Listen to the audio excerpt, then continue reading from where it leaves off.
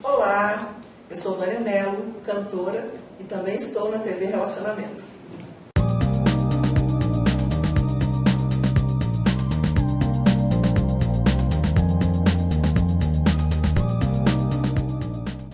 Olá, internautas, iniciamos mais um programa Você é Top. E hoje nós temos um bate-papo espetacular com o jornalista Washington Moraes. Muito obrigado pela tua presença aqui. Obrigado a você. Washington, conta um pouquinho para os nossos internautas, um pouquinho sobre você, né? E nós vamos entrar no assunto Jovem Guarda.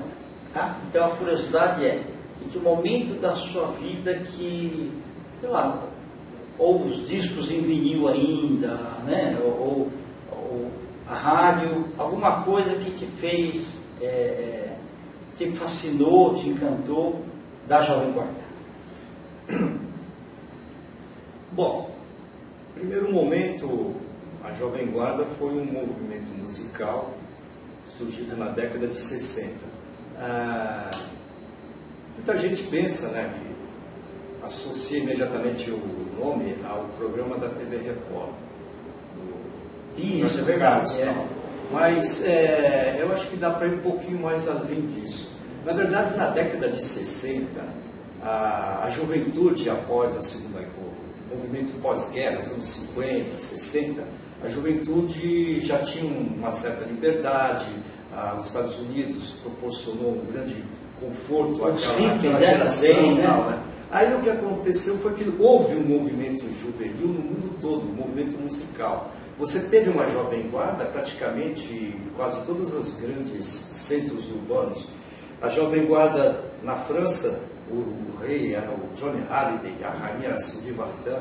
Você teve Jovem Guarda na Itália com o Bob Solo, que era o rei, você teve a Rita Pavone. Você teve Jovem Guarda no Japão, que o grande ídolo de lá era o Kyo Sakamoto, que aliás fez uma música que foi a primeira vez que uma música no estilo japonês oriental chegou ao primeiro lugar na Parada Americana, que é aquela Olhando para o Céu, traduzindo, né? Isso, perfeito. Então, a Jovem Guarda japonesa, você teve a Jovem Guarda inglesa, que aí já tem todo um contexto muito maior. Na própria Argentina, o rei da Jovem Guarda lá era o Palito Ortega.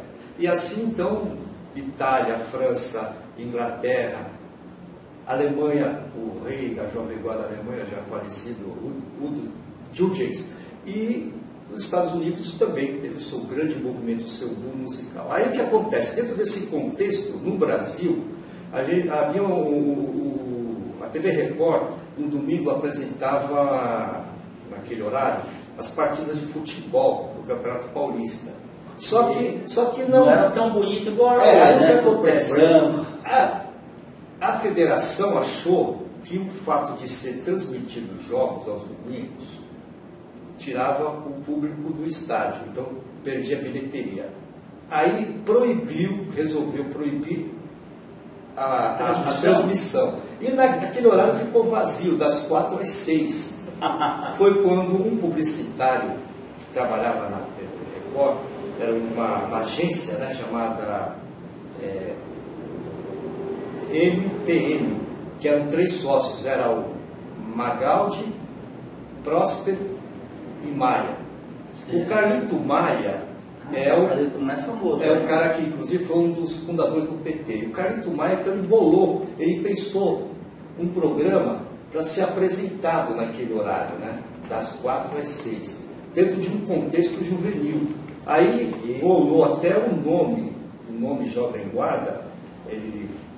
Havia 3 hipóteses. Alguns dizem que é porque foi por conta de uma coluna social que o Ricardo Amaral escrevia lá no jornalzinho da Rua Augusta, que chamava-se Jovem Guarda. Ele falava algumas coisas sobre as pessoas importantes da região.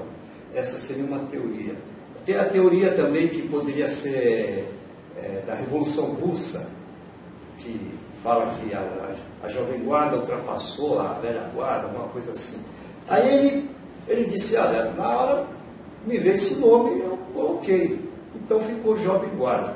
Os primeiros convidados também eram para ser Rony Corde e Celi Campelo. Ok. Aí ofereceram um cachê para eles. Aí acho que acharam pouco, acho que não sei exatamente o valor hoje.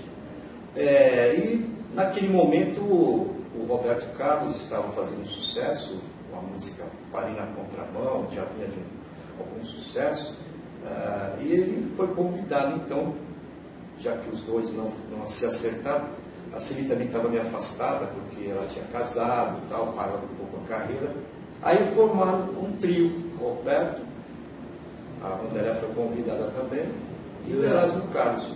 Então os três inicialmente foram contratados para apresentar o programa. E o pessoal pensava que o Roberto Carlos e o Erasmo Carlos eram irmãos também, né? O Roberto Carlos, o Roberto e o Erasmo, na verdade, o nome dele é Erasmo Esteves. Como eles formaram uma dupla musical, quase todos. O Roberto, aconteceu o seguinte: o Erasmo fez uma versão de uma música do Bob Dylan chamada Splish Splash, que era alguma coisa caindo na água. E aí o Erasmo fez uma versão, só que dá um outro contexto, né? Pode ser o barulho do beijo, depois o barulho do tapa. E a música fez um tremendo sucesso. Aí o Roberto falou, pô, esse cara, ele é quente, né? Vou formar uma dupla com ele. Aí começaram a fazer composições juntos. E começou a dar certo, né? Pois todas as músicas do Roberto é parceria com o Erasmo. E o nome dele é Esteves. Na verdade, o Carlos foi porque vamos dizer assim, o empresário deles, que era o Carlos Imperial, né? Ok. Ele falou assim, pô, esse Esteves tá legal, vamos mudar isso aqui, vamos botar. E o Roberto Carlos é Roberto Carlos Braga, ele tirou o Braga também. O Roberto, porque aí geralmente os nomes, vamos dizer assim, mais curtos, né? Eles têm mais poder assim de comunicação e memorização, né? E aí então o programa foi inaugurado em agosto de 1965 e durou aproximadamente 3 anos, 65, 66, 67. Em 68, o Roberto Carlos ele foi participar do Festival de San Remo, né? Ganhou lá com a música Canção do Perder, do Sérgio Drigo. E quando ele voltou, ele achou que ele estava ele se sentiu um pouco mais maduro e já achou que o programa já estava dentro de um contexto muito juvenil. E aí ele saiu do programa, começou a fazer um programa especial às sextas-feiras, acho que era um Roberto Carlos especial, e o Erasmo e a Wanderlei continuaram mais um pouco, mas depois aí veio a chamada convidado, né? Aí depois veio a chamada Jovem Guarda Universitária, que foi o tropicalismo, e aí de uma certa forma esvaziou o movimento Jovem Guarda, porque era basicamente feito de muitas músicas, eram versões de sucessos franceses, italianos, inglês, e vamos dizer assim, o tropicalismo os caras já faziam um trabalho próprio e tal, e mudou um pouco o panorama musical, né? Então eles tiveram que se adaptar e reformular suas carreiras e tal. Legal. E a tua paixão pelos vinil, que só tinha o vinil, né? E outros cantores da época da Jovem Guarda? Olha, a minha paixão pela Jovem Guarda, ela tem um contexto assim, diria, meio sui generis. Aqui no Brasil existia, pelo menos nos anos 60 e até o começo dos anos 70, um certo preconceito contra movimentos artísticos que fossem muito populares. Então, fazendo um paralelo, você pega o cinema. Então, o que era cultuado é o cinema novo, do Glauber Rocha, do Cacá Diegues e vários outros astros. Então, o cinema que era feito por Mazzaropi, o cinema da Boca, o cinema a porno chanchada, ela era marginalizada.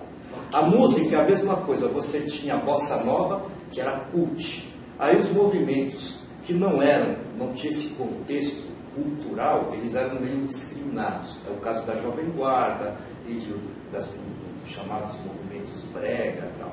E assim você vai vendo no cinema esse comportamento, na música, na literatura é a mesma coisa. Existia um movimento quebrar os paradigmas, né?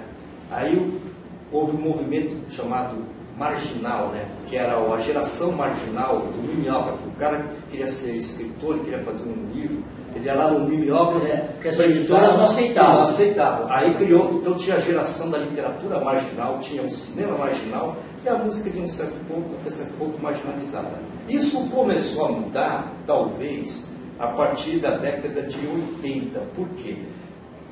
Uma garotada começou a frequentar as universidades de comunicação, principalmente na área de jornalismo e história, e aí eles começam a ver de uma outra forma. Eles começam a resgatar toda essa cultura que estava discriminada e marginalizada.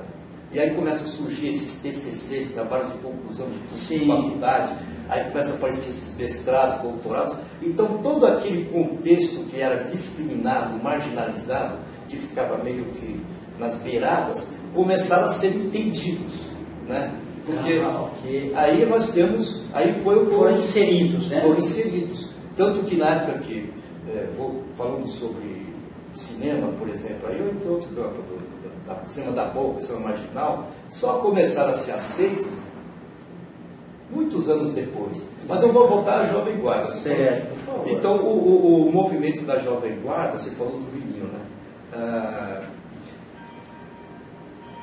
A Jovem Guarda, de uma certa forma, ela ajudou a desenvolver também a indústria fonográfica. Por quê? Porque as gravadoras, surgiu um movimento juvenil que consumia o disco e começaram a comprar em grandes quantidades, né? Agora, compacto, LP. Os artistas lançavam, o Roberto Carlos tinha uma estratégia de marketing, lançava só no final do ano. O carnaval. E amigo secreto. Aí ele vendia 1 milhão lá no cara. 1º de dezembro estava em todas as... Aí então o vinil tinha todo esse atrativo, né? E vendia milhões e milhões e milhões de discos. Esse período foi muito próspero, né? Para o desenvolvimento da indústria fonográfica. Só que no Brasil, também na questão da Jovem Guarda, como eu falei, internacional, mas também tinha um detalhe aqui. Havia uma concorrência entre as emissoras. A TV Record criou o programa Jovem Guarda com Roberto Erasmo Vanderleia.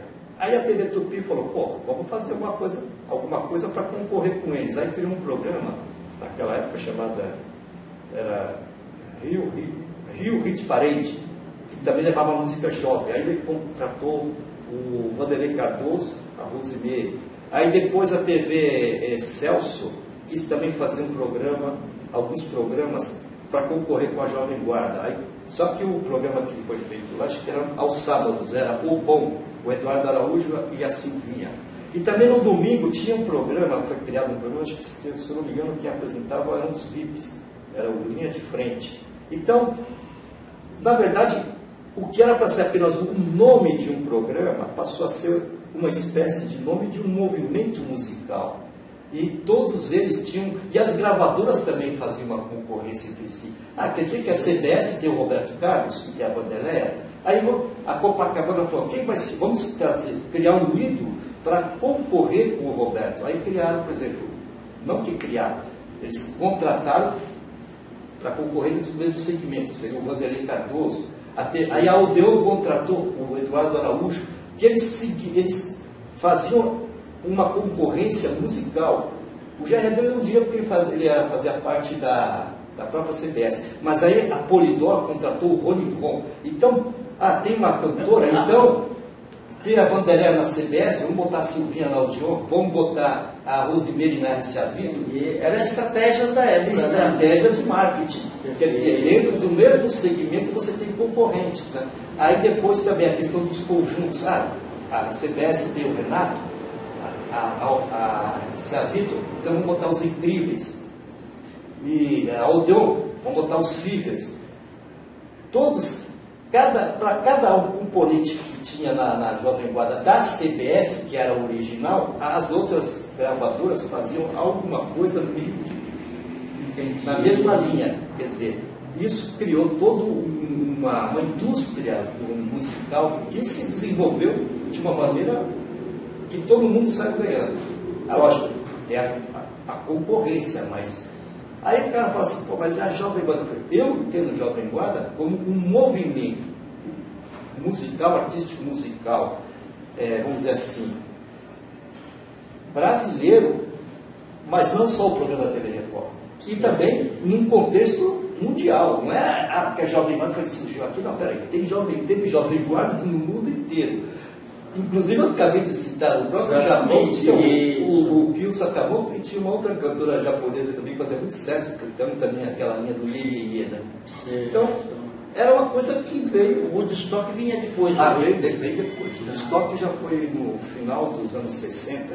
O Woodstock foi para fechar a década de 60, que é a era de Aquários, né? Que foi 69, né? E aí já, a música, já a partir dos anos 70, aí já muda... eletrônico, voo. É que teve vários movimentos. Eu diria que nos anos 70 houve uma influência muito da psicodelia, aquela coisa toda, né? Jimi Hendrix, Janis Joplin, a coisa mudou em outro sentido, né? Mas eu acho que a música dos anos 60 ela era muito mais romântica, era mais assim, mais aquela faixa de baladas e tal. Coisa mais forte, mais pesada mesmo, já começa a partir já dos anos 70.